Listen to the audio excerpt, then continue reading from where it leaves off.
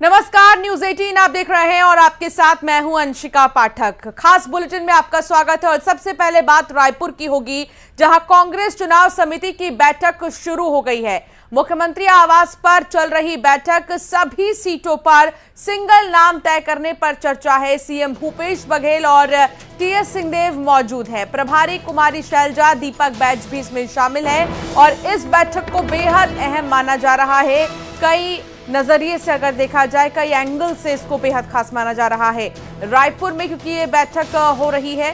कांग्रेस चुनाव समिति की बैठक शुरू हो गई है, सीएम आवास पर ही हो रही है और सभी सीटों पर सिंगल नाम तय करने पर चर्चा हो रही है। युगल तिवारी संवाददाता ज्यादा जानकारी के साथ जुड़ गए हैं। युगल, बैठक शुरू हो चुकी है, कौन कौन इस बैठक में मौजूद है और बैठक में जितने भी लोग बैठे हैं, मुद्दा क्या होगा इस बैठक का?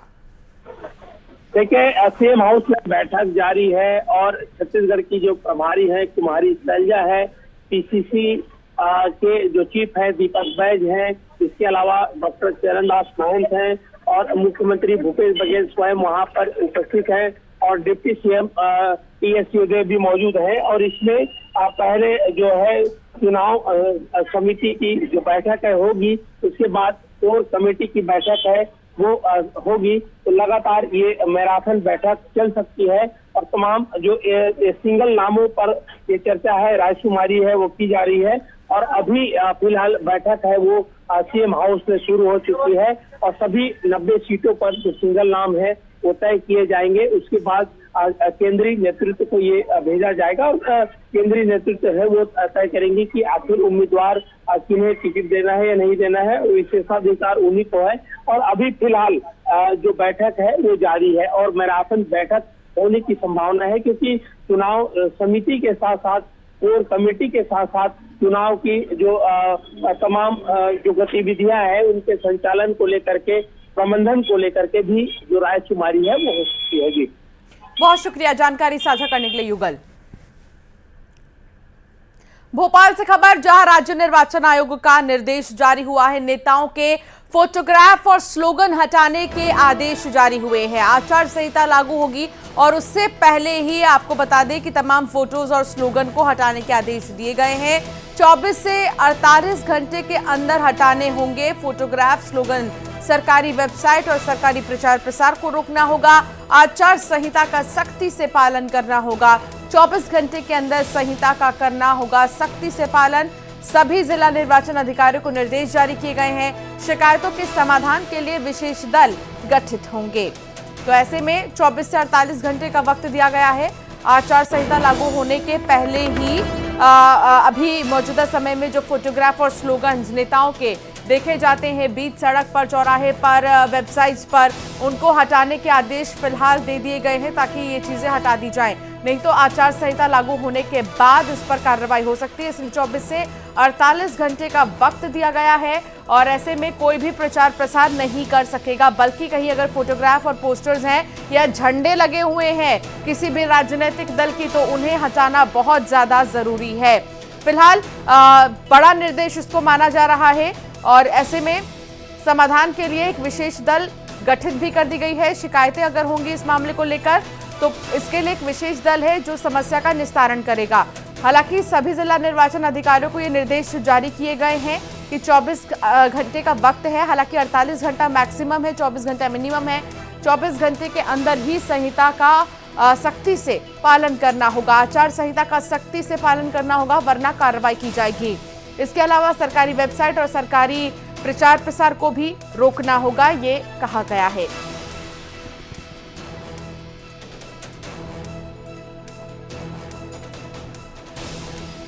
अनुराग संवाददाता साथ जुड़ गए हैं। अनुराग, 24 से 48 घंटे के अंदर ही प्रचार प्रसार जो किया गया है, नेताओं की तरफ से फोटोज और लगाए गए हैं बड़े बड़े पोस्टर्स, उनको हटा देने होंगे वरना कार्रवाई होगी। क्या आदेश जारी किया है? देखिए अंशिका, चुनाव आयोग कभी भी चुनाव की तारीखों का ऐलान कर सकता है, लेकिन तारीखों के ऐलान के साथ ही किस तरीके से चुनाव आचार संहिता का पालन करना है, इसको लेकर अब आयोग की तरफ से दिशा निर्देश जारी किए जा रहे हैं। सभी जिला निर्वाचन अधिकारियों को इस बात के निर्देश दिए गए हैं कि आचार संहिता के लागू हो जाने के 24 घंटे के अंदर जो प्रचार सामग्री है उसको तत्काल हटाना होगा। मैं आपको दिखा दूं, मेरे पीछे यहाँ पर आपको बोर्ड नजर आ रहा होगा जिसमें शिवराज सरकार की योजनाओं का बखान है। शिवराज भैया दे रहे रुपए 1000, मुख्यमंत्री लाडली बहना योजना। ये तमाम तरह के जो चुनाव प्रचार प्रसार के तरीके हैं इनको पूरी तरीके से रोकना होगा, यानी कि ये जिला प्रशासन की जिम्मेदारी होगी कि किसी भी तरीके से चुनाव प्रचार सरकारी तौर पर ना हो। जिन योजनाओं में मंत्री और नेताओं और सरकार के लोगों के फोटो हैं उनको भी हटाना होगा। तो इसको लेकर अब जिला प्रशासन ने सभी जिला कलेक्टरों को इस बात के निर्देश दिए हैं कि 24 घंटे के अंदर कार्रवाई करना होगी और इस कार्रवाई की जानकारी चुनाव आयोग को अनुराग, भेजना होगी। 24 से 48 घंटे क्योंकि वक्त दिए गए हैं कि पोस्टर्स और फोटोग्राफ्स को हटा लिए जाए, स्लोगन जो लिखा गया है उसको भी हटाना होगा। इससे ये स्वाभाविक है कि अब ज्यादा वक्त नहीं बचा है जब तारीखों का ऐलान हो जाएगा। बिल्कुल, देखिए तमाम ये संकेत देते हैं कि चुनाव की तारीखों का ऐलान कभी भी हो सकता है। हालांकि उम्मीद इसी बात को लेकर है कि सोमवार को चुनाव आयोग चुनाव तारीखों का ऐलान कर सकता है, लेकिन तारीखों के ऐलान के साथ ही किस तरीके की हरकत में जिला प्रशासन को आना है, अफसरों की कार्यशैली किस तरीके की हो जाएगी और आचार संहिता का सख्ती के साथ पालन कैसे होगा और यदि कोई शिकायत मिलती है तो उसका समाधान किस तरीके से होगा, इसको लेकर अब दिशा निर्देश जारी किए जा रहे हैं। तो कभी भी बिल्कुल और कड़ाई से पालन करना होगा इन दिशा निर्देशों का। बहुत शुक्रिया अनुराग जानकारी साझा करने के लिए। आगे बढ़ेंगे खबरों में। एशियाई खेलों में भारतीय दल के 107 पदक पाने के बाद पीएम मोदी ने एक्स पर लिखा है कि एशियाई खेलों में भारत के लिए ये कितनी ऐतिहासिक उपलब्धि है, बहुत बड़ी ऐतिहासिक उपलब्धि है। पूरा देश इस बात से बेहद खुश है कि हमारे अविश्वसनीय एथलीटों ने अब तक के सर्वाधिक 107 पदक जीते हैं, जो पिछले 60 वर्षों में अब तक का सर्वश्रेष्ठ प्रदर्शन है। हमारे खिलाड़ियों के अटूट संकल्प, अथक उत्साह और कड़ी मेहनत ने देश को गौरवान्वित किया है। उनकी जीत ने हमें याद रखने के क्षण दिए हैं, हम सभी को प्रेरित किया है और उत्कृष्टता के प्रति हमारी प्रतिबद्धता की पुष्टि की है। तो ये ट्वीट किया है प्रधानमंत्री नरेंद्र मोदी ने उन खिलाड़ियों के लिए जिन्होंने अपनी मेहनत से भारत को इतने मेडल दिलाए। और ऐसे में बैक टू बैक हमने देखा कि एशियन गेम्स में तमाम ऐसे कॉम्पिटिशन्स हुए जिसमें भारतीय खिलाड़ियों ने अपना जलवा बरकरार रखा।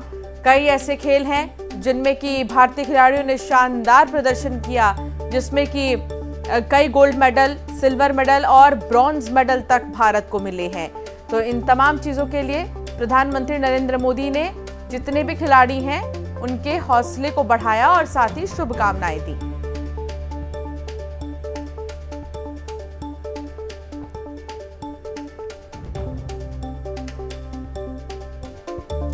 इंदौर में आयोजित हुए प्रबुद्ध जन सम्मेलन में केंद्रीय मंत्री हरदीप सिंह पुरी ने कहा कि इंदौर को 6 बार स्वच्छता में नंबर 1 बनाने का श्रेय इंदौर की जनता को जाता है।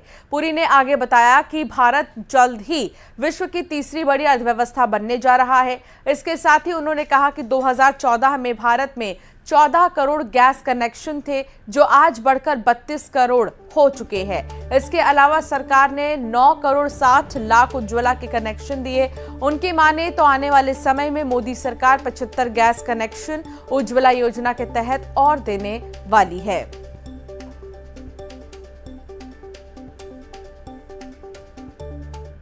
कि 2040 तक भारत की अर्थव्यवस्था 26 ट्रिलियन डॉलर होगी। आज 26 ट्रिलियन डॉलर अमेरिका की अर्थव्यवस्था है और चीन के कोई 17-18 होंगे। वो आगे बढ़ेंगे, वो भी आगे जाएंगे। तो ऐसे में रीवा में बाइक सवार 3 बदमाशों ने सरे राह महिला की सोने की चेन छीनकर रफू चक्कर हो गए। चाकघाट के पास महिला बाजार में से घर लौट रही थी, तभी बाइक सवार 3 बदमाशों ने घटना को अंजाम दिया। गले से सोने की चेन खींचने के दौरान महिला जमीन पर गिर गई, जिससे उसे गंभीर चोटें आई हैं। बदमाशों की करतूत सीसीटीवी कैमरे में कैद हो गई और पुलिस ने एक बदमाश को गिरफ्तार भी कर लिया। चेन खरीदने वाले सर्राफा व्यापारी को भी हिरासत में लिया है। मामले में फरार 2 आरोपियों की फिलहाल तलाश जारी है। तो आप देखिए किस तरीके से कुछ बाइक सवार आते हैं और जो ये महिला यहाँ से गुजर रही है, चेन स्नैचिंग की घटना, महिला भी इसमें घायल हो जाती है। वाकई में बिल्कुल भी इन बदमाशों को डर नहीं है कानून का, प्रशासन का। अन्य आरोपियों की तलाश जारी है। फिलहाल एक आरोपी को पुलिस ने गिरफ्तार किया है। सरेआम चेन स्नैचिंग की इस घटना ने सबको डरा कर रख दिया इलाके में। रीवा का ये पूरा मामला है और रीवा में 3 बाइक सवार आते हैं। तीनों ही बाइक सवार हाथ में एक के हथियार है और कैसे एक महिला का चेन खींचते हैं और ये महिला गिर भी जाती है सड़क पर, जो कि चोटिल हो जाती है। लेकिन इन बाइक सवार बदमाशों ने जिस तरीके से चेन स्नैचिंग की घटना को अंजाम दिया है, आसपास के लोगों में दहशत का माहौल है।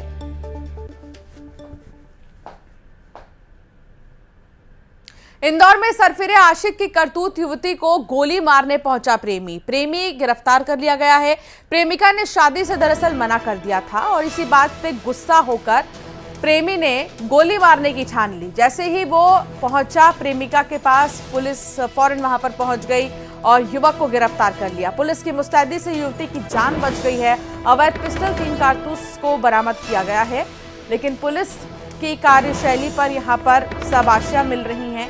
पुलिस ने अच्छे कार्य किए। पुलिस की एक्टिवनेस की वजह से आज एक युवती की जान बच गई है। ये पिस्टल आपको दिखा रहे हैं और 3 कारतूस भी मिले हैं इस युवक के पास से, जिसने युवती के शादी से मना करने के बाद उसके पास पहुंच गया और गोली मारना चाहता था।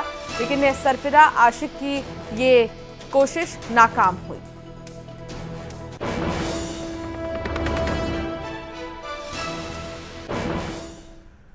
खबर ग्वालियर से है, जहां नारकोटिक्स अधीक्षक सेल्वा मुरुगन की मौत हो गई है। बता दें कि अधीक्षक ने 4 अक्टूबर को सुसाइड करने की कोशिश की। उन्होंने कोल्ड ड्रिंक में सल्फास मिलाकर उसका सेवन किया था, जिसके बाद तबीयत बिगड़ने पर उन्हें एक निजी अस्पताल में भर्ती कराया था, जहां इलाज के दौरान उनकी मौत हो गई है। गृहक्लेश के चलते जान देने की आशंका पुलिस द्वारा जताई जा रही है। तो घर में पारिवारिक कलह की वजह से, समस्याओं की वजह से ये कदम उठाया होगा मुरुगन ने, ये पुलिस आशंका जता रही है। इससे पहले भी क्योंकि पारिवारिक विवाद के चलते सुसाइड अटेम्प्ट कर चुके हैं मुरुगन, पहले भी सुसाइड की कोशिश की थी और इसीलिए नारकोटिक्स अधीक्षक की मौत को लेकर अभी जांच शुरू हो गई है। खबर रायपुर से, जहां शराब के नशे में सड़क पर हंगामा और मारपीट करने वाले युवक युवतियों पर पुलिस ने शिकंजा कसते हुए 10 लोगों को गिरफ्तार किया है। और ऐसे में पकड़े गए लोगों में युवक युवतियां शामिल हैं। सभी पकड़े गए लोग शराब के नशे में बीच से सड़क पर मारपीट कर रहे थे और हंगामा कर रहे थे। पुलिस के मुताबिक दोनों पक्षों के बीच सड़क पर साइड लेने को लेकर विवाद शुरू हुआ था, जो देखते ही देखते मारपीट में तब्दील हो गया। बाद में तेलीबांधा पुलिस ने शिकायत दर्ज कर सभी को गिरफ्तार कर लिया है।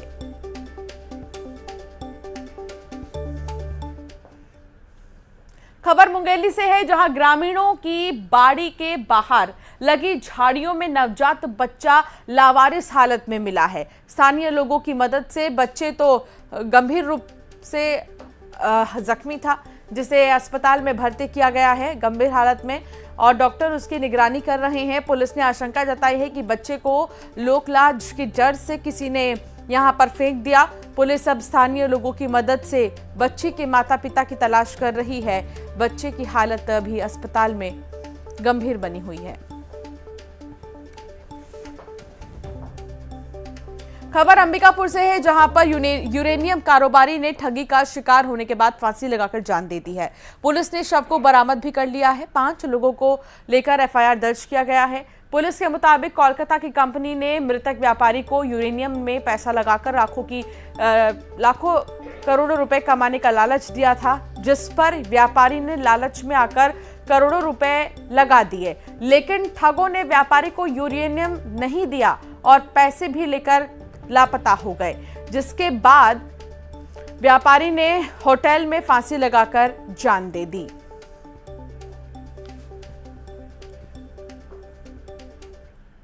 अंबिकापुर से दिल्ली के लिए चल रही स्पेशल ट्रेन को अब सामान्य ट्रेन में बदल दिया गया है, जिसके बाद अब अंबिकापुर से दिल्ली तक जाने वाली ट्रेन सप्ताह में एक दिन चलेगी।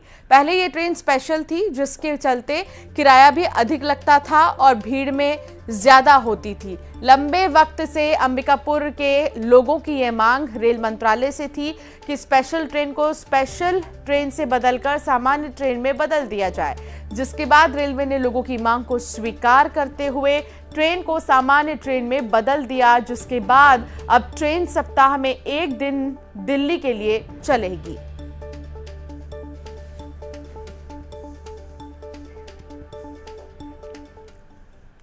मुंगेली के लोरमी में पुलिस ने मुखबिर की सूचना पर गांजा तस्कर को गिरफ्तार किया है। पकड़े गए तस्कर के पास से पुलिस ने 13 किलो गांजा बरामद किया है, जिसकी कीमत लाखों रुपए में बताई जा रही है। दरअसल पुलिस को मुखबिर से सूचना मिली थी कि एक तस्कर गांजे का खेप लेकर लोरमी के लिए निकला है, जहां वो छोटे छोटे ड्रग पेडलर को नशे की खेप सप्लाई करने वाला है। मुखबिर की सूचना पर पुलिस ने जाल बिछाकर गांजा लेकर जा रहे तस्कर की गाड़ी को रोका और उसे घेराबंदी कर गिरफ्तार कर लिया। पकड़ा गया तस्कर लंबे वक्त से गांजे की तस्करी में लगा था।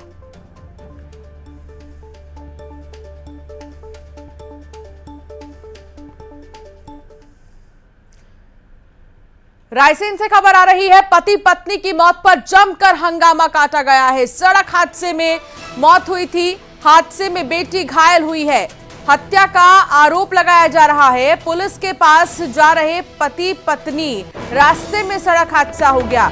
गांव के ही युवक ने धमकी दी थी, आरोपी ब्लैकमेल कर रहा था और अब इस पूरे मामले को लेकर जांच पड़ताल होगी कि आखिर क्या ये साजिश के तहत किया गया। शैलेंद्र सिंह हमारे संवाददाता हमारे साथ जुड़ गए हैं। शैलेंद्र, सवाल ये कि क्या ये साजिश के तहत हुआ या फिर रोड एक्सीडेंट ही इसको माना जाए? देखिए अंशिका, अभी पुलिस ने पूरा मामला जांच में लिया है, क्योंकि परिजनों ने इसको लेकर हंगामा किया और ये आरोप लगाया है कि जिस युवती का वीडियो वायरल हुआ था उसके जब वो उसके शिकायत के बाद उस पर ब्लैकमेल जो युवक कर रहा था, उसके परिवार वाला द्वारा ये दबाव बनाया जा रहा था कि इस पूरे केस को वापस ले लिया जाए। इस तरह की एक घटना चल रही थी और उसके बाद ये लोग जब थाने शिकायत करने पहुंचे और जब लौट रहे थे तब ये बड़ी घटना हुई है। तो कहीं ना कहीं परिजनों का आरोप है, उनके रिश्तेदारों का यही कहना है कि इस घटना को सोच समझकर अंजाम दिया गया और पुलिस अब पूरे मामले को जांच में ले रही। पुलिस ने मर्ग कायम कर दिया। बिल्कुल, और जांच जरूरी भी है, क्योंकि इसे कहा जा रहा है कि एक साजिश है, तो दूसरी तरफ वो बेटी जो घायल हुई है उसको भी न्याय चाहिए। बहुत शुक्रिया शैलेंद्र जानकारी साझा करने के लिए।